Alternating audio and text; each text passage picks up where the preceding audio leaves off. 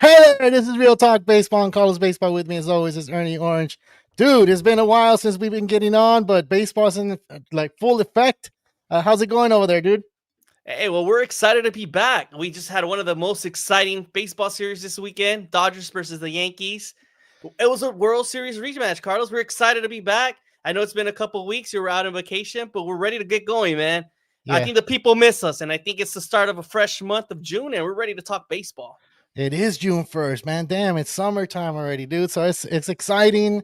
The real top baseball is gonna start from here on out. We're gonna start seeing some trades. We're gonna start seeing some things that we don't expect. So that's really cool. So our topics for today, we're gonna talk about, of course, the Dodgers Yankee series and what happened and what are our takeaways on it, right? And then what do the Yankees need to overcome the Dodgers? Since we already saw the series, what are we gonna say about that? So that seemed pretty interesting. And then Aaron Judge triple crown. Who knows, right? We'll talk about that. Rockies 9-50, the worst in baseball. Are they on pace to be the worst team ever? We'll talk about that. What teams should sell and what teams should buy? Definitely need to tune in for that. And then Umps at it again. We have a video, dude. I don't know if you've seen it, but I'll show you here, and I want to see the surprise face once you see the video. And then Corbin Okay. Burns, man, his elbow, dude. So the Diamondbacks, and that's why I'm wearing the Diamondbacks hat, because they went out and got this guy, and it turns out he has MRI coming tomorrow. But we'll talk about that later on in the show. But first, let's talk about the Dodgers Yankee series, man. What do you think about it? Oh, well, it was an exciting rematch from last season. We got what we wanted. I think the Dodgers still proved to be the better team. The Yankees started off really strong on Friday night with a lot of power from Austin Wells and Aaron Judge. But then Max Fried, he went cold in the sixth inning. He finally gave up the most runs he's ever had all season. He was looking the best pitcher in the American League this season, and he got tagged up by the Dodgers offense. So far, and then Saturday, what can we say? 18 runs. Wow, what a game, man. They really proved to show that they are the best team in baseball from top to bottom. And just today, I feel like the Dodgers were just taking it easy. Sunday was a hot day. There was no pressure from them. They already had taken the series, and they were happy enough to take 2 out of 3. Yeah, I mean, I do kind of feel like on Friday that was the game that we needed to see. That was a game that needed to prove to everybody who these teams really are. They came out swinging. Judge hit a home run in the first inning, which was really crazy. And then you had the next guy coming up, which was freaking Otani. The one on one, like here goes the video. But Aaron Judge had all of it. He had the dead center, dude. And then once the home team comes in and they say, you know what? Nah, you're not going to do this in my house, dude. I'm going to go ahead and step up and do it like Otani did.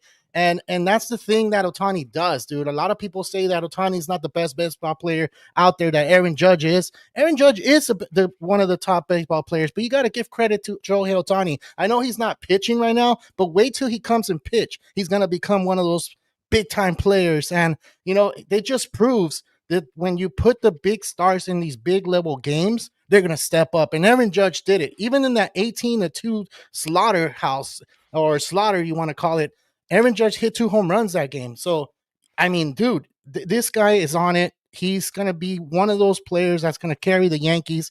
And, dude, you said it all this time.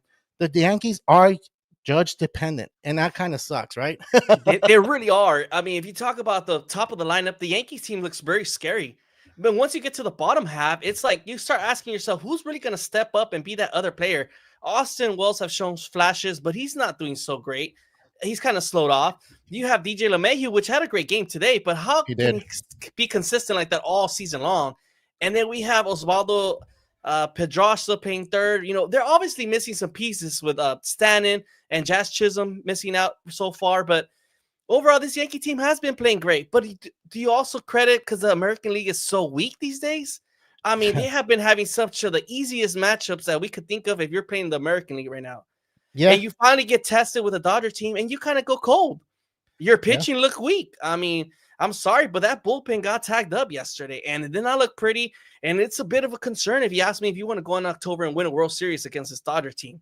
It's like Yeah. we flipped the script in history. Like the Yankees were the most powerful team in back in the days, but now you're talking about this Dodger team is the newest dynasty, the scariest team you don't want to face in October.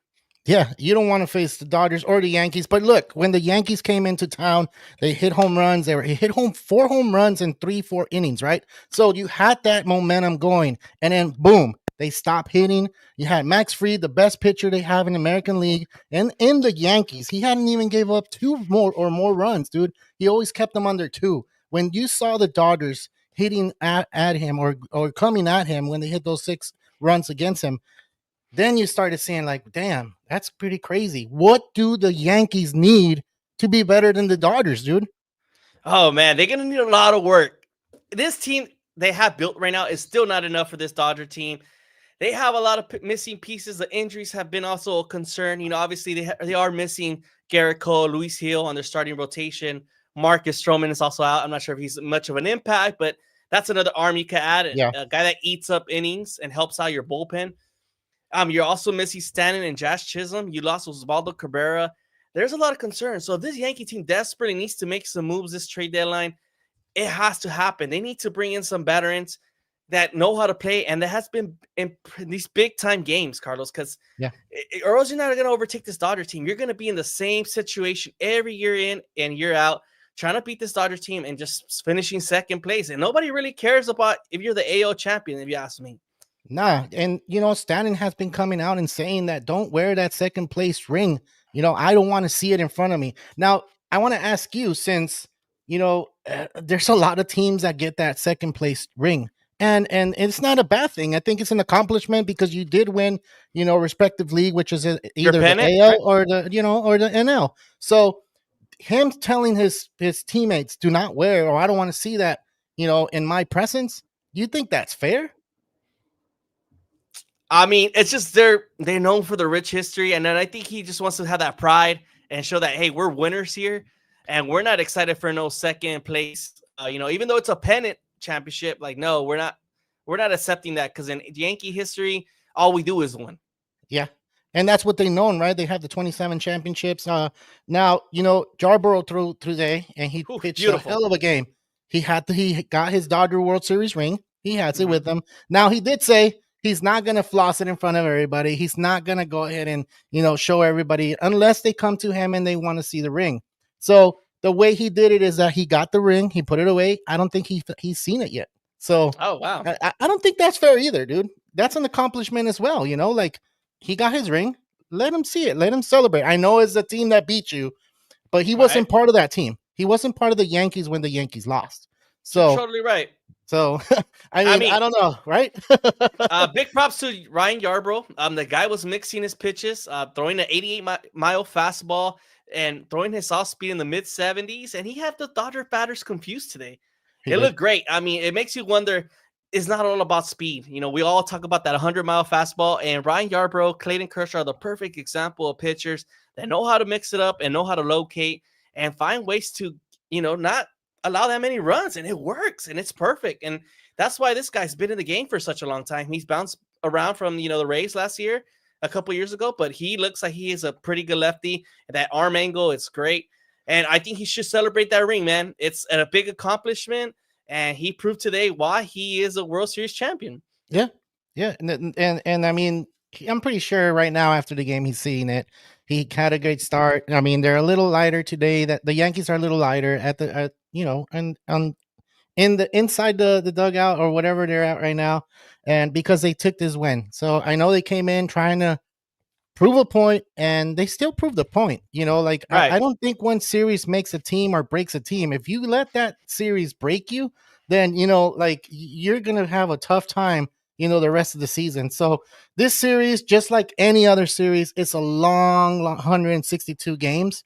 But Yep. yeah, I mean, if you didn't get swept, you're still good. Remember, the Yankees are still up 9 games or 8 games, I believe. So 8 games. Their yeah, record of 36-22. That's not yeah, bad. it's 14 not. games above 500.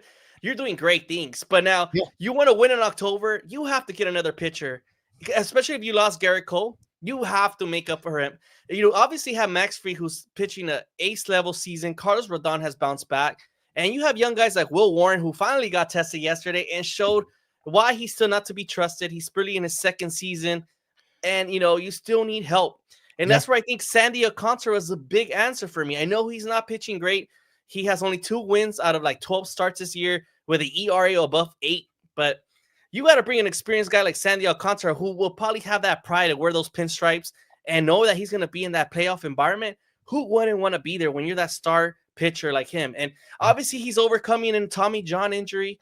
It takes some time. It takes months for these guys to bounce back. And I feel like come October, second half of the season, Sandy Alcantara will be that answer. And I mean, you're talking about a Yankee Marlin team that has a lot of great relationships, have made a lot of trades in the past, and I see that happening come July. Yeah, and you know what? A change of scenery for Alcantara is not a thing that no baseball player has ever done.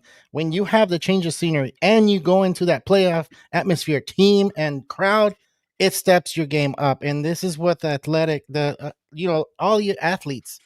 these athletes, they like people being loud, and that just brings some more, intensity into your game. So we'll wait and see what the Yankees do. Just like the Dodgers are going to do something too. They're not going to stay. These two teams that face this weekend is not going to be the same one we're going to probably see in the playoffs. It's going to be totally different. And I mean, that's why I said this series doesn't mean a lot like a lot of people think, but I mean, it's for the fans, and the fans are going to be talking crap and back and forward, right? I mean, it's just sell out, right? All 3 games were sold out, over 54,000 fans. Tickets were starting at $300 on the resale value. It proved the point how important this is for the fans, right? Yeah. People were going back and forth, that LA West Coast, East Coast rivalry. It's great for the game of baseball. And this is why these two teams will probably meet each other again in the World Series. It won't be surprised if I do see them again. So it is great for baseball.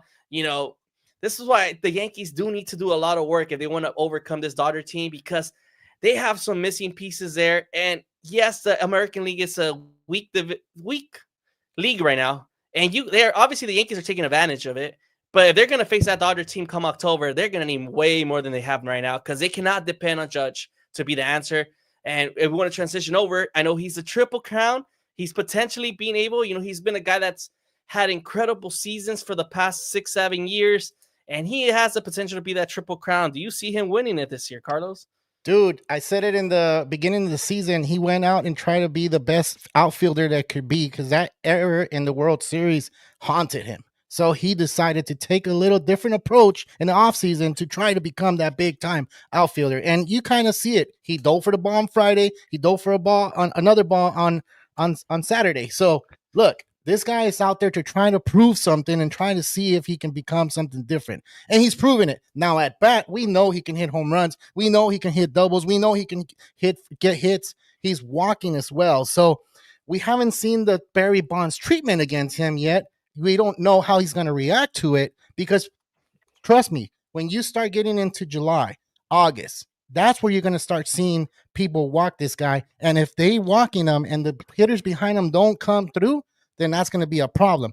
But the triple crown, I do see it. I do see it. I definitely see it. He's an awesome player.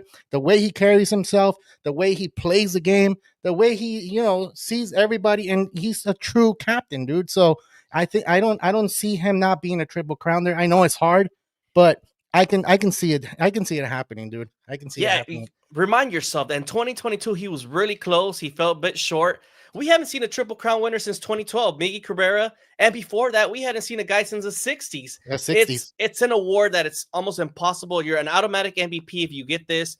You have to, for those people that are new for baseball, a triple crown basically means you're a first in your batting average, your home runs, and RBIs. And Aaron Judge is doing something so special this year, and I think he's that type of talent that deserves to be recognized as one of the best hitters in the game of baseball. It's just right up there with Ohtani. And I mean, right now he is batting .391. He's leading the league in batting average, almost approaching 400, which we also have not seen since Ted Williams days, which would be another impressive feat for him. And now, right now, he's obviously with 21 home runs, 2 behind Cal Raleigh, that also the big thumper just continues to hit him out of the park every single day, it feels like. But Aaron Judge is just as capable of catching up to the big thumper. So props to Aaron Judge, man. He continues to improve his game, and he just doesn't seem to stop. When I saw him back in 2016, I was like, is this just going to be a one-year type of thing? No, this guy has been consistent with his game, and when he's healthy, he's raking that ball, and he seems like he sees that ball as big as possible when it crosses that plate, man, and he just crushes them all the time. And that's what the type of player he is, man. We're as a West Coast type of guy. I mean, you just want to say that Aaron Judge is that type of special player, and that's why I'm glad that Ohtani did go to the National League, because now you're seeing two guys competing against the division. Sorry, against the MVP, showing that they're the American League and National League top guys, and that's it. It would have Yeah. sucked to see them go at it every year, right? I mean, they're going at it no matter what. Like we get to see one series. I mean, East Coast, West Coast type of thing, American League and National League. At least one series, right? Used to be that you didn't see these type of players during the season. You used to see them only in World Series if they got to the World Series. So Yeah. it's a lot pour into these series, which is cool. I just want to add one more thing before we move to the next topic. I just want to add that Aaron Judge is his own person. I don't know if you saw the interview before the game on Saturday that Derek Jeter told him, hey, do you feel some type of way coming to Dodger Stadium? Because he brought one of those things back from when he lost in the World Series in 2001 against the Diamondbacks. He said he felt some certain type of way when he went to that stadium, and he tried to ask Aaron Judge if he felt that way coming back to Dodger Stadium, right? Aaron Judge is his own person, and he said, and this is what he said, dude. He said, dude, it's another chapter. It's another season. I'm not thinking about the past. I'm thinking about the future. And I like that answer, dude, because I know how Derek Jeter has been poking at it, like kind of, making him try to feel like you need to be a team captain. You need to feel the way I felt. Like, no, dude, Aaron Judge is his own person, and Derek Jeter is another person. So that's cool. I like that. I like that he really, really answered that way, dude. I mean, I got to give him props for that. Because, it just right? It just shows his character and the type of person he is and the way he was willing to win. Obviously, he's fell short last season, but this guy's going to win something down the road. And we all know that he is more than capable of winning, and he just needs a little bit more help. And I think once Stanton and Jazz Chisholm come back, I think he'll definitely get that offensive support he needs. Yeah. At 6'7", dude, who's going to pitch them? This is why I'm so disappointed in Juan Soto and not trying to have that 1-2 tandem. They could have had won so many World Series for the future. Yeah. Yeah. All right, dude. Let's move on, man. And we had a long conversation on this. We could talk a whole hour about the Yankees and Dodgers, but I mean, we do have other topics, of course. And the Rockies, dude. The Rockies. What can we say? 9-50. Like, are they going to be the worst team in baseball at the end of this? I mean, at this point, it's just easy to say they are. I mean, they cannot win a single game these days. I mean, they just went ahead and got swept by the Mets this weekend. Offensively, they don't have anything going for them. Pitching-wise, is nothing great. I don't see how you could continue going to the ballpark and have some type of positivity, man. Like I know all these guys coming up are getting a chance to perform in the MLB, right? But now you ask yourself, like, is this what I really want to be playing for? The Rockies? Yeah. 9-50, man. I really don't see anything positive coming out from them in the next couple of years. And it's unfortunate for these Rocky fans because they continue to support, and it just always comes up to bad ownership. They don't want to spend. They're talking about salary cap. Man, that's where I'm saying Rob Manfred has to step in. And if these owners are not performing at a level where for their teams, they got to sell the team. It's mandatory. It has to be mandatory, man. Dude, they already have fans wearing bags over their heads and telling them, sell the team, sell the team. It's kind of like what happened in Oakland, right? So right. Should other fan bases be part of those, sell the team type of thing? Because you play the Rockies and you're kind of like, okay, ticket sales are going to go down. Like here at Dodger Stadium, am I going to want to go see the Rockies? No, not really. Am I going to go want to see the Rockies if I'm from Colorado? If another team that like the Pirates come in to Colorado, like I wouldn't see that unless Skeens is pitching, because that's pretty much what we're talking about. We're not talking about the whole organization of the Pirates. We're just talking about Paul Skeens, right? So the Rockies, who do they have in Colorado for us to talk about? No one. There's no one. I can name you some players, but they're not performing at the best level. I mean, I could start with the third baseman, Ryan McMahon. He was playing great last year, hit 24 home runs. Where the heck have you been this year? You went MIA. Brenton Doyle, a center fielder that also had over 20 home runs last year. Yeah. Out the picture, nowhere to be found. Ezekiel Tobar got signed this offseason. The only guy they signed hasn't played all year. Who else can I name? Chris Bryant also in the IL, not performing. Another Rendon. What? We got talking about Hunter Goodman, a kid that just came up as a catcher, had a couple good weeks. Now he's kind of slowing off. I mean, there's not enough run support there, man. I help you out. No, and not only that, but you fire your manager, Bud Black, and you expect like to, your organization to flip over and start changing, start getting some wins. How is that going to happen? It doesn't happen that often to where you change a manager and the team starts winning. It doesn't happen. But I guess the Rockies are going to be the worst team ever, and we're witnessing it. And if they don't do something in Colorado soon, where I was about to say Bud Selig, dude. I don't know why I remember him. Maybe I was thinking the '94. Hmm. Yeah. He Rob went back into Manfred, time. right? If Rob Manfred doesn't step in and do something about the ceiling, or does something about them trying to spend more money, because the money is there. Hmm. Every owner has money to spend on their players, and if you don't put your product out there for your fans to enjoy, then you're not going to get any W's. You're going to be getting pure L's. So we'll see what happens with the Yeah, Rockets in the future, I but I just don't and I just agree want with to it. add one last thing. As Yeah, us as fans, and we're in a game that the Rockies playing, I think we should sell, be part of the fans that are also saying sell the team and join the Rockies fans to say, hey, this needs to go to a different direction. We need a new owner. definitely, Because even though definitely. you're a Dodger fan, you're a Diamondbacks fan, at the end of the day, you want to see competitive baseball. And you don't want to see this crappy Rockies team coming to your stadium to watch crappy baseball, right? Yeah, yeah. In that case, I'll go see the Savannah Bananas, dude. They do tricks and they do all kinds of stuff Yeah. out there. I'll just do that, and they're exciting. Instead of doing or watching the Colorado Rockies where they're making errors, striking out, not scoring any runs, like I rather do the other thing. So yeah, they need to do something quick and fast, dude. All right, man. Let's move Totally. on to the next one, dude. What teams should sell and what teams should buy, dude? And this is an interesting one because we just saw that Corbin Burns, dude, he got injured, and I don't know if you saw the video, but he felt like he had a pain, and he let the dugout know, like, hey, come quick, dude, come quick. And then you can see Pardormo coming in here and saying, what's wrong, and he definitely says, like, my elbow, man, my elbow. So I think that Man, they're being cautious with him. They said they're going to have an MRI tomorrow. They don't know the extent of that injury, but if he goes down, that's the ace, dude. That's their ace. that's So definitely that was going to be a huge loss for the Diamondbacks. I mean, they already had a terrible performance yesterday, losing 10-0. I'm starting off the game 10-0 in the first inning yeah, with Brandon Fat not even getting a single out.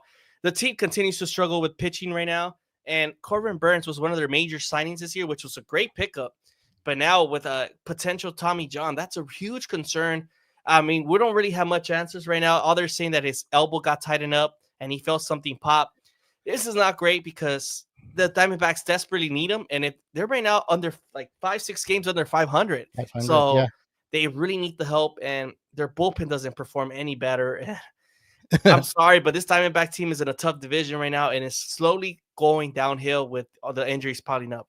So in this case, would you, if you're the Diamondbacks and you were trying to be one of the wild card teams, possibly win the division in the West, do you sell or do you buy, or do you wait? What happens to Corbin Burns?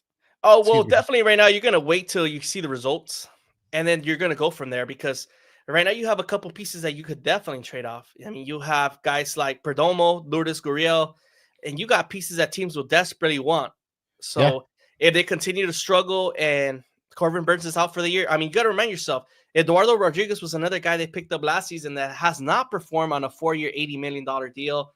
Also has fallen short. Jordan Montgomery is also dealing with a Tommy John injury, which will be a free agent. Yeah. It's not looking good, man. And I think this is where you definitely have to sell. You have small pieces like that, like the Perdomos, the Martes, the Gabby Morenos, guys that you could get top prospects for the future. I mean, think about it. You're facing this tough West Division. Are you really going to make some noise if you have all these pitchers hurt? And not even performing sometimes, because Zach Gallen, I mean, where he's at, I mean, he's performing, but he's not performing at the high level that we're used to seeing him. And then Corbin Burns, like, he had been pitching okay, not all that great, but look, now he's injured, and now we're gonna see what's gonna happen with him. And dude, you saying they're gonna sell? I honestly feel like they went to the World Series in 2023, so maybe they're gonna hold off and see what they do. Like, there's other teams that can go ahead and potentially trade with them, but not trade a big piece. So they could be sellers.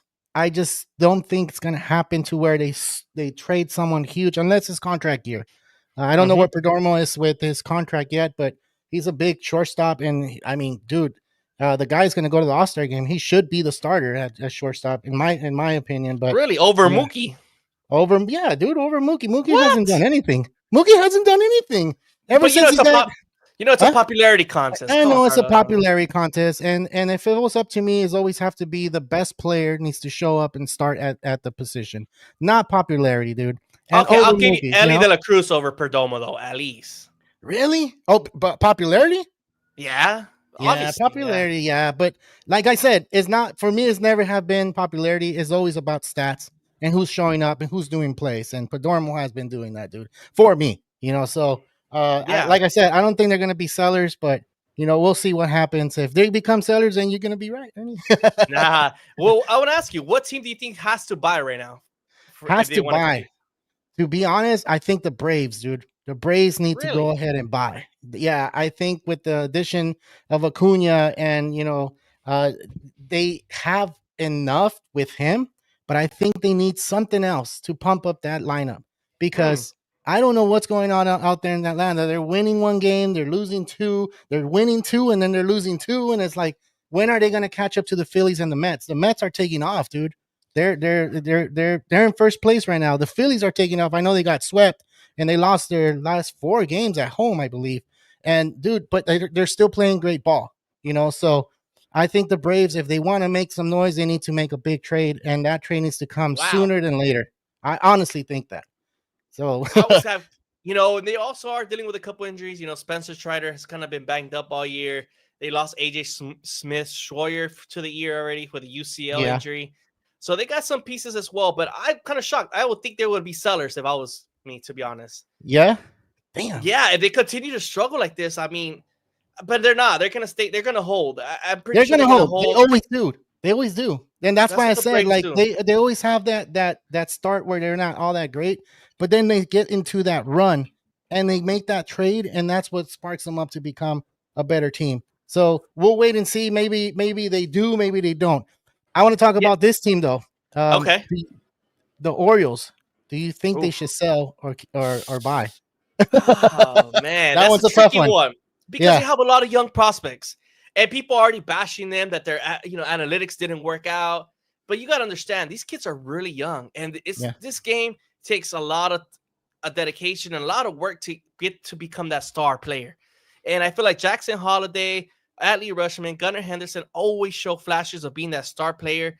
They just need a little bit of tweaking. So this is why I don't see why they should trade just yet. Okay. I would hold on to all my top prospects and just continue writing it out. I would just ship out all my pitchers. I'll ship out my Zach Leflins, my Daniel Kramers, Grayson Rodriguez. What about Felix Bautista? Trade them. I would keep all my young bats except my pitchers got to go. You know who's been tied to that trade right now, and there's rumors out there. The Phillies, dude. Felix Bautista going out to the Phillies, and the Phillies Oh, need the bullpen. I've always said the Phillies need that bullpen to become the better team. Why? Because they already have their starting 9. They already have their starting 4 yes. and possibly 5, dude, starters. So all they need is that key bullpen guy, and they'll get them to the next level, dude. So Well, a couple weeks ago when I did the show by myself, if you guys don't recall, Jose Alvarado, their top closer, got suspended for PDs and is going to miss out all season and the postseason, which yeah, is a critical loss for the Phillies because they really depended on him. They lost Jeff Hoffman to the offseason to the Blue Jays, which was also another big loss, which was their setup, man. And they brought in Jordan Romano, who has shown flashes this couple of weeks that he's bounced back, but they really need help. no, they And, need and help. they need help. And a Felix Bautista will be that guy. That would be that 8-9 punch with Romano and Bautista would be a scary 1-2 punch to close out the game. I agree, dude. So we'll wait and see what happens to the Orioles, if they could become sellers or buyers. Like, I think they're gonna be just settle and wait. They'll trade off some pieces. They'll trade off some bullpen pieces, but I don't think they're gonna trade off like the young pieces like you just mentioned. But No, it's because yeah, that Oriole team is still too crucial. They got young guys like Kobe Mayo coming in, Jackson Holiday, yeah, Colton Cowser's coming back. He was considered the rookie of the year last year as yep. well. There's a lot of young pieces, and if I was them, I would just hold on, get a better hitting coach, train these kids, let them write it out, man. It's part of the game. It's a process. It's not a it's not a run. It's not a sprint. I don't know how to say it, but it's not, it's like it's not a sprint, it's a marathon. there it is. It's a long season. Yeah, Yes, we started wrong, but facing a White Sox team this weekend and sweeping them was probably the best thing that could have happened to them, and probably changed their momentum going forward for the second half of the season. yeah, definitely. All right, one more team, man. What team do you want to pick, and what team do you feel that needs to do something out Ugh, there? I, Like, I think it's pretty obvious. I mean, I think the Red Sox definitely have to make a move. It's like must ASAP. We need help out here. They're 3 games under 500 right now at 29-32. It's not looking pretty. You go. Tristan Casas goes down. Alex Bregman is dealing with a severe hamstring injury now, and he was mhm. playing great for you. Your pitching is not performing. Brian Bayo is not the answer these days that you once thought. Cutter Crawford's not in the mix. Walker Buehler's kind of slowed down. Trevor Story's not performing. Jaron Duran is having an okay season, but it's not Mhm. that all-star level season we were expecting. And Rafi Devers is the only answer right now. It's Yeah. a huge concern. I don't see this Red Sox even making or tasting the playoffs this year. And if they're not making a move, I'm not sure what this is going to be a bad offseason for them. Yeah. Performance. Yeah, I honestly think that the Red Sox need to. I know they're 8 games behind the first place Yankees, and they still have to climb other teams. They have to climb the Rays, who's been playing good baseball lately. The Blue Jays, they've been playing good baseball as well, and they got a series against the Yankees this coming up weekend. So that's a test for them to try to step up and try to match that energy. Why? Because the Yankees went to the World Series last year, and now you want Mm-hmm. to become the team that takes over the East. And when you try to take over the East, you have to dominate the Yankees because the Yankees were the champs of the AL and they have to become that. Remember, we said that they were going to win the division in the AL Yeah. East, and it doesn't show right now. It doesn't show. And the reason why we chose the Red Sox to win the AL East this season was because we were thinking the Yankees were going to have a bit of a World Series hangover. It happens to a lot of teams, but this Yankee team came out strong this year, and they're taking advantage of a weak American League division as the AL East this year. That's not competitive, and I mean it's only the AL Central that's playing well. And who would have thought the division that's the cheapest in baseball, the teams that spend the least amount of money, and they're making some noise Yeah. for the playoffs. Dude, you have the Twins, you have the Cleveland Guardians, and you have the Tigers with the best record in MLB, dude. Remember, we talked about the Tigers. We didn't even mention them in the playoffs. And now they're in first place and they're the best record, dude. Do you think they're going to sustain that? Are they going to sustain it? They are. I mean, AJ Hinch has them playing at the best baseball you could think of. They have the best bullpen. They have the best hitting coming around when timely hitting with Riley Green, Spencer Torkelson. You name it. These guys, they don't really have a star-studded player like in their offense, but somehow they find timely hitting. Javi Baez resurgence is there, and it's great for baseball because Detroit needs something positive to look at, man. I mean, Tiger baseball is good for baseball. Yeah, it is. And you mentioned Javi Baez. I like the fact that man moved from shortstop, one of the demanding positions in the MLB, to center field and making some incredible plays out there. And you can see him hit the ball the way he was hitting when he was with the Cubs. And with him doing that and becoming that player that's getting paid the most in that team and taking that initiative and saying, you know what, if you guys need me to move, I'll go ahead and move. He did not take it personal and said, I'm not moving because this is what you guys are paying me for. No, as a team player and the way he moved to center field, it's paying out right now. So good for him, dude. Good for him. Humbled himself, and he said, you know what? I'm willing to pay wherever you need me to. I just want to be part of this team. And that's sometimes what players have to do. That ego could play a big factor in the locker room, and this is why a lot of teams don't perform so well. That ego plays a big factor. Yeah. Definitely, dude. Definitely. All right, man. That was our segment on that. So let's move on to the umps, dude. The umps did it again. In every show, we've been showing the umps messing up. And here's the play right in the first pitch, dude. So Kevin Cash didn't look happy either. It's just hard to hit. I mean, with in the MLB period, and when you have those strike zones, getting wider and lower, then it's super hard to even try to get a base hit. And that's what he was arguing. Wells was arguing because he said, you know what, that was outside. And he stepped out. You saw the video, of course. And then he was fixing his helmet and then he tapped it. And what happened in that situation, we had that situation happen in spring training. So that was a review for a strike. and I guess the umpire didn't like it. So it's kind of like where why is even the umpire, you know, looking at him, dude? I don't know. I look at it, and yeah, it looks like he did it intentional. But what if he didn't do it intentional? What if Yeah, he was just tapping it to where like it's something that he does all the time? You we know, got we got Neto in the comments asking, is tapping your helmet an official rule violation, or is it some baseball code of disrespect that I wasn't aware of? dude, there's a rule book out there that's not even written. You know, it's an unwritten rule, and if it's in there, dude, I have no idea. I really he, don't. he's I don't saying think that. that's a disrespectful. I don't know if that's disrespectful or not, dude. I mean, Neto makes a good point here. He says ejections are fun and all, but really, umps can't have that authority anymore. That's No. ridiculously how they take offense to any little thing. That shit has to end. I mean, he's totally right. I mean, it Yeah. continues to get worse every single day. And I feel like this ABS system is going to be great for the game of baseball. It's not only going to humble the umpires and then to show like, hey, you're also wrong sometimes. You know, it's Yeah. okay to be wrong. Yeah. But that camera, that replay is going to show us why we need to reverse the call because it's hurting the game. I It mean, is. time and time again, I see these bad takes on the umpires. I mean, just Wednesday's game against the Yankees Angels, the Angels lost on a bad strike like that, as just as bad as Taylor Wall's pitch was right there. But and it ended the game. I mean, obviously that strike wasn't the difference maker, but you know, like what if it could have something could have happened, you know? Yeah. With Yeah. the game tying run and on base, you know, that was crucial. We could have got a base hit off that, or something could have positive could have happened to change the outcome. But now you, as an umpire, you're ruining that part of the game.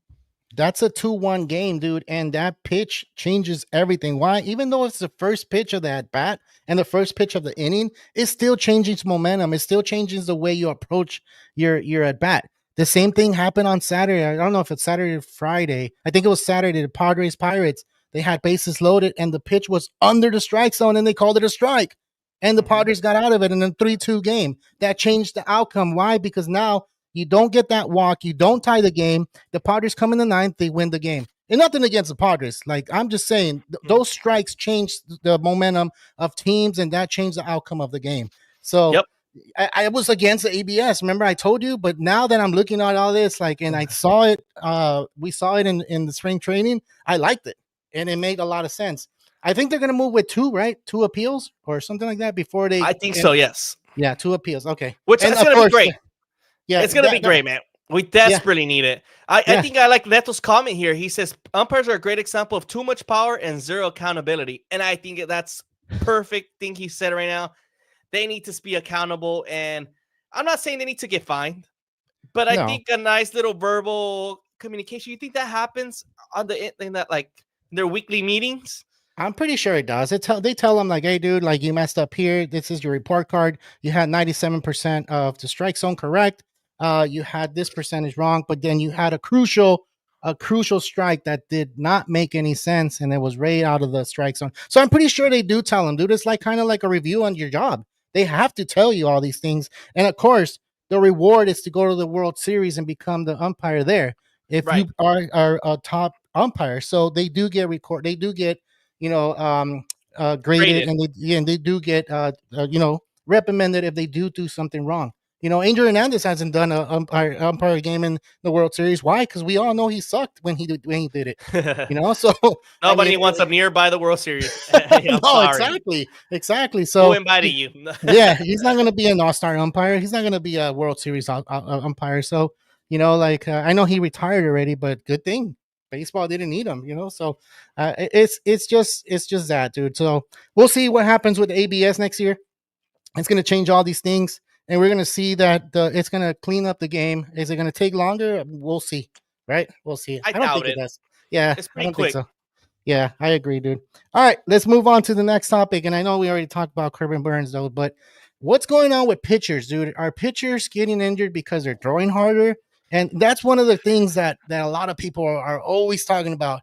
How do you keep your pitchers out of the IL? Are they not getting enough rest? Are they throwing too hard?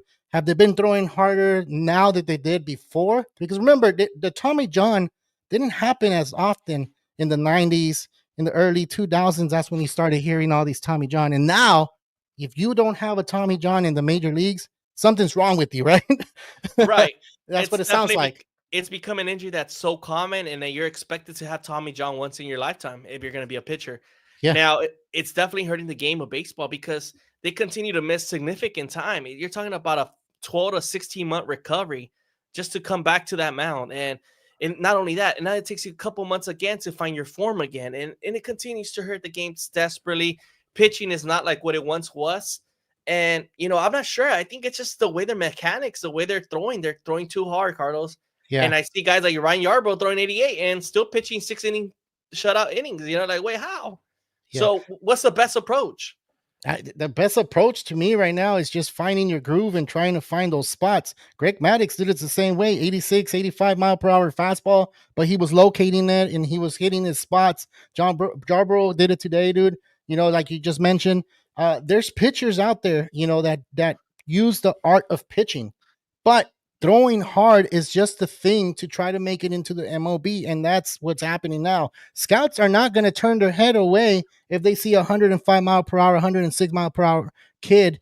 I mean, fastball from a kid, they're going to be like, hell yeah, I want him on my team. You'll be crazy not to sign him, dude. But the Yeah. thing is, it's a pandemic. It's a pandemic of kids getting hurt, getting that Tommy John. So it's going to be weird, dude. We don't know the answer to fix it. I don't think no one does yet. Once they find it, I'm pretty sure they'll be like, hey, this is the way to do it. Yeah, you're totally right. We got Jamal in the comment section. Thank you, Jamal, for tuning in. He says Pedro Martinez gave an excellent tutorial on how he avoided elbow injuries by showing how he kept his elbow. And I think it all starts when they're young kids, Carlos. I think you got to teach these kids to avoid these elbow injuries. I mean, I think we need the experienced pitchers like Pedro Martinez, Greg Maddux to come and give tutorials to the young kids and provide videos, how to approach the game, mechanics. And it's only going to get better from there because the way it's going right now is not pretty. I mean, for you fantasy baseball owners or just a fan, you constantly trying to figure out what player to replace now because these guys are just every week you just hear about another pitcher going out. We had AJ Smith Schroeder also go out this week, and now you got potentially Corbin Burns, which he's been the top 5 pitcher in the game for baseball for the past 5-6 seasons, Carlos, and he's been great, has the lowest ERA in the game all the time, manages to pitch really well deep into games, and it would be a huge loss for the Diamondback team if Corbin Burns goes down to Tommy John. Yeah, and dude, I just don't know why we don't have so much baseball in national programming, meaning Fox, ABC, NBC, all these local channels have baseball because we've never had it. We always have to go to Apple. We have to go to stream it somewhere else, like somewhere YouTube. PlayStation even has it. Roku even has it. Now Prime has it. It's like every app has their baseball channels, but none of it is free, and none of them is showing. Hey, like like I said, when I was a kid, Nolan Ryan used to come out in these shows and say, "I put my arm in rice after I pitch, and I take some Advil, and I feel great." So really? I don't even hear that anymore, dude. I don't hear none of that. Well, now you have to pay top premier coaches to tell you those secrets. Now they all want to make a living out of it, and I get it. Coaches want to, coach, but also make a livable wage. But there's nothing free out there anymore. But I think it should be more like, okay, we want to grow the game of baseball, and this is the way you throw. This is how you protect your arm. You don't go and play travel ball baseball and throw 4 games. You're the pitcher. You throw all 4 games. Like, no. As you get older, your arm's gonna you're gonna deteriorate your arm, dude. Yeah. Like, how do you protect your arm? How do you rest it? How do you stretch it? Because stretching is a huge component of becoming a superstar. If you didn't know that, like, if you're out there and you didn't know that, if you're a kid and listening to us, like, you need to stretch. Stretching takes more than 30 minutes, not those 15 minutes that the coaches give you before the game starts. No, you need to take longer. You need to take pride in your body, and you need to stretch, and you need to know how to work your body and know when to stop throwing. So, I mean, that's all right, the only Coach. advice I can give. All right, you ready? Ready to go, man. Let's get this game going. For sure, man. For those that don't know, Carlobaseball does coach baseball on his off time, right, Carlos? Sometimes. I try. Well, they want to listen. He helps out the young generation and teaching them how to keep their elbows straight. Yeah, I honestly, when that happens, I try to give him all the knowledge I have. I know a lot of people like, oh, well, I have baseball knowledge too. Like, I mean, I might not know as much, or I do know. I don't know what it is, but whatever kid listens, they and they receive the message. Hopefully, it takes them further, and they remember that little bit or that little speech that I gave them, to motivate them. So hopefully, it works, dude. All right, we didn't even talk about the Cubs, dude. And I just wanted to talk about a little bit of the Cubs that they Okay. are 37-22. They are leading the NL Central, dude. Do you see them taking off? I know we talked about the Tigers and we said the NL Central and AL Central weren't top, baseball divisions, but the NL Central, do you see them taking off and winning that division? I mean, the Cardinals got hot recently, right? And the Cubs obviously kind of took a sit back in their seat, and then I kind of took a little bit chill bit. Yeah, But I think this Cubs team is going to win the division. I feel like it's the Cubs division to lose. Unfortunately, they've been dealing with some injuries. They lost Shota Imanaga to an injury. Justin Steele's out for the season. So I yeah, think they desperately need to make some moves and pick up some pitchers as well. Some yeah. starting. I mean, they were in the Santiago Alcantara talks, and they better make some moves and steal him from the Yankees because they desperately need him to come there and help out Chicago Cubs, man. Because Dude, yeah, and dude, there's three teams over 500 in that division. You got the Brewers, you got the Cardinals, which we thought they weren't going to even be close, and the Cubs, of course. But the St. Louis Cardinals have the easiest schedule coming up, just like the Cubs do. The Cubs are 8-2 in this last 10, so right, they're easier. They had a tough, and they've said it all over the place. The Cubs had the worst starting, I guess, I want to say 40 games. The first 40 games, they had teams that were potentially become a wild card division leader or a World Series contender. They had to face them. So the Cubs are doing great right now, right? yeah. So then you got St. Louis in the same spot, dude. They got easy schedules coming up. So this is my concern with St. Louis. I originally thought they were going to be sellers, and obviously they went through a hot stretch in baseball, and we all thought Nolan Arenado was going to be on the trade block easily, and Yeah, now you're in the mix of the playoffs, and you ask yourself, what do we do? Do we still that's a have hard enough one. to win? I That's a mean, hard one. if I was a GM, I would still trade Nolan Arenado. Look at the Tigers last year; they traded Jack Flaherty, and they still made it to the playoffs, and they still went deep into the playoffs. They did. They did. So, I mean, you have the potential to trade a aging third baseman like Nolan Arenado at 35, and you could get a lot of young prospects for your future to build and develop because you're still in the development phase of this Yeah. Cardinals franchise right now. You Hmm. really don't have nothing for now. I mean, think about it.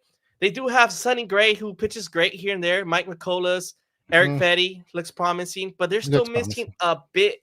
Something they're missing for them to be World Series champions. Now, you go ahead and trade Nolan Arenado and you get some young talent for the future and still make the playoffs. Well, why not? Why not? I agree with you, dude. I think the St. Louis Cardinals should be selling Arenado, and they save a lot of money doing it. And the team that I see kind of doing that too, it's probably the Rays, dude. If the Rays don't, if the Rays fall off because they're playing good baseball right now, they're 30-29. I know they're one game above 500, but still, if the Rays have a lot of pitching out there, dude, they have a lot of people they Oof. can go ahead and trade, right? So if St. Louis can do that, I know the Rays are not going to take Arenado. I know they're not going to do that, but they can have a three trade team, which we've seen in the past. So they could be involved in it. So it's going to Hey, be man, fun, dude. if I'm that Yankee team, I'm calling for Nolan Arenado right now. You need help in third. You should move Jazz Chisholm to second where he belongs and have him mix up with DJ LeMahieu and then have Arenado play third base. Imagine that. Dude, Volpe's not playing all that great. I've heard that a lot of Yankee fans are pissed off at the fact that he's not playing the way he needs to, and a I lot mean, of Yankee fans are also mad at Aaron Boone. I mean, Volpe is still young, and I mean, Yes, defensively, he's a great talent, but offensively, something's missing with right now, and he just needs to work on his batting a little bit, but he'll be fine. yeah. Uh, we got Jamal in the comment. I'm not sure if you heard about this latest news, Carlos. It just dropped like 20 minutes before the show came on that Kansas City Royals top prospect Jack Calinone. I'm not sure if I'm saying that right. He's finally getting called. Caligione. He's finally getting called up. The Royals have listened to the fans. This guy has been tearing it up in AAA. It feels like this guy should be in the major league level. They showed him in a picture with his teammates in the AAA, and he looked like he was a monster next to them. It was like, why is this guy even in the minors? And the Royals desperately need help offensively right now. I They mean, do. Bobby Witt has been the only offensive power in that team right now. He's batting 280, still hasn't hit a lot of home runs. Salvi Perez hasn't been the same guy. They have a lot of expectations for Vinny Pascutino, also shows flashes here and there. But adding him in the mix is a huge answer that the Royals need right now offensively, and it could help them make that move against the Twins for second place in the division. Dude, they lost a tough one today and 1-0, against the Tigers. I know the Tigers are leading that division, but 1-0. You telling me that you can't get a run across in that game? And then talking about the Tigers, the best record in baseball, only one run. So this is where you need to start bringing up your talent. This is where you need to start looking at ways to win and butting that. But Pascantino hasn't been paying out, dude. I have him in my fantasy. I'm waiting for him to explode, and it's just not happening. So You've been waiting for weeks already. I've been waiting for weeks, dude. I'm like, what the hell? Should I drop him? And then when I drop him, I'm pretty sure he's going to start stepping up, dude. I hope not. But that's what's how going to happen. Muncy. I kept him for so long, and now he has 3 home runs this weekend. Like, sure, perfect timing. Yeah. You gotta wait. Yeah, you gotta wait sometimes. But waiting it sucks sometimes, dude. Waiting sucks sometimes because what if they don't pay out? Like Adolis Garcia and the Texas Rangers, they're not playing good baseball right now. Awful, dude. I'm gonna say it. The word awful. Yeah. So I had to drop him, dude. I had to drop him. I had to drop Adolis Garcia. Why? Because the Rangers aren't doing anything, dude. They're not playing top level baseball. I picked them to win the division. Oh no, I picked the Astros to win the division. But I put the Texas Rangers to win the wild card, and that doesn't look like they're gonna do it. The Mariners are playing way better baseball, dude. So I don't know. Has to make a move too. The Mariners look pretty built. I mean, with a big thumper there, Randy Arozarena, Julio Rodriguez. I like that team. That's why I picked to win the division. I feel like this was the year they're finally going to get their offense going together after having a full season together. But man, I'm so excited. We have 1/3 into the season. We're in June 1st today. A lot of baseball already, and a lot of divisions already kind of like filling in, and we kind of already have an idea who's going to be in the mix going forward. Yeah. But man, these buy or sell right now is desperate times for a lot of teams, and a lot of injuries are hurting a lot of teams too. I mean, look at the Dodgers. Their bullpen is decimated right now. It feels like every arm continues to go down. Tanner Scott's like the last guy standing, and he's not delivering either. And it's concerning for me for that Dodger team as well. Dude, if you want to ask me about Tanner Scott when he came on that Friday, was I nervous? Hell yeah, I was nervous. Like he's not the answer. He's not pitching the way he was pitching with the Padres and Florida. I mean, he's gonna find it. I know he is. And the bullpen is taxed. It's taxed, but they won the World Series that way. Their starting rotation wasn't there. We're waiting for all these arms to come back, and we'll see what happens there. But just going back to the Mariners, dude. They did beat the Twins, and the Twins been playing good baseball, dude. Really good baseball. And, like Carlos Correa got tossed as well for calling out a strike, too. They threw him out in the batter's box. I don't know if you saw that. He was in the batter's box Saturday? And he said something on Saturday, and they threw him out. So, yeah. What's happening with these umps, they have too much authority, and sometimes these hitters or these baseball players are not even talking to them. They're just saying, like, oh, my God, that wasn't even a strike. It's not calling out the umpire, but it's just kind of reacting to what they're seeing. If they're seeing it on an everyday basis, of course they're going to react, and they're going to show their frustration. So, they kicked them out. They threw them out. They threw them out. Frustrating times for a lot of players this week. A lot of frustrating voices coming out, and it's part of the game, man. It's a long stretch of the season. We're really 1/3 into it. A lot of games left to go, Carlos. We're talking about 100 games left for the rest of the season. It's a lot of baseball left. A lot of baseball. All right, let me ask you about your Angels, man, since we have a little bit of time. Do we really have to? We have to. They had a 7-8 game winning streak? We had an 8-game winning streak, and then we went back to a 5-game losing streak. So I don't know how to be positive about this. The inconsistency continues to kill this team, and offensively, they just can't figure it out. And I don't know. It just shows flashes here, there, and Mike Trout's finally back. I mean, he looked great on Saturday, and he looks promising. I mean, I'm glad he's back on the field. It's great for the game of baseball when Mike Trout is playing. Yeah, it's playing, and hopefully they can get it going because the West is still up for grabs. super far Yeah. for where they can't get it. Let's talk about the series, the Yankees and Red Sox. Who's gonna win that one? Oof. I'm gonna give this one to the Yankees after a tough weekend in LA. I think they're gonna be excited to be back home. I mean, they're having a tough week. They are playing the Guardians, and then to face the Red Sox right after is not an easy task, especially after facing the Dodgers this weekend. But I think they'll be ready to go. I mean, with Rodon and Max Fried, I think they'll have good bounce back games. Yeah. All right. I'm gonna go. I'm gonna go. I guess the other side. I'm gonna go with the Red Sox, and I think this is where they're gonna step up and try to become the top team in the AL East because I Man, need them to, man. I need them to. We picked them to win the division, I mean, eight and a half they need games to show back up. right now is not good. I mean, I know it's only June. I mean, I know we have 100 games left, but being eight and a half back right now is not concerning, especially when you got Bregman out. And I mean, Trevor Story, where the hell have you been? I mean, people are waiting for you.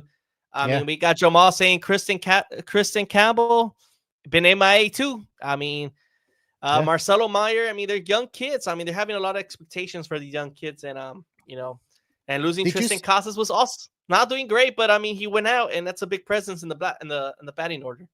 did you say Marcelo Meyer speak? He speaks like a true veteran, dude. I don't. Have you seen him Does speak? he? I have Yeah, this not. guy, dude, this guy's what, 22, 23, I believe. Yeah, And he's over there talking like he's a veteran, like he's been in the major leagues for the past 4 or 5 years. And the way man. he carries himself out there, it's just, it's crazy to see young kids that look mature and look older in MLB. When you see all these call ups, it used to be for me when I saw these call ups, I didn't see the maturity that I'm seeing now. I'm Hmm. seeing these kids like kind of becoming that big top level man, dude, like a man age, man strength already, where they're hitting at their age 28, 32 age, like they're doing it and they're talking about basic things that they do to get ready to stretch, get ready to go out there and play the game of baseball, which is a lot different than what it was before, dude. Now these athletes, dude, these athletes take care of themselves differently than what they did in the 90s, 80s, 70s, and you go Yeah, for all the way sure. back, dude. It's a different sport. It's a different game now. It's He's crazy. definitely impressive. I mean, I saw that impressive defensive play this weekend in third base. Yeah. The way he dove and the way the excitement he showed for making that play, it was really impressive for a young rookie guy. He looked like you said, a true veteran playing down the line. And I mean, I'm excited to see him how he develops because the Red Sox are going to desperately need him to overtake that Yankee team in the future. Yeah.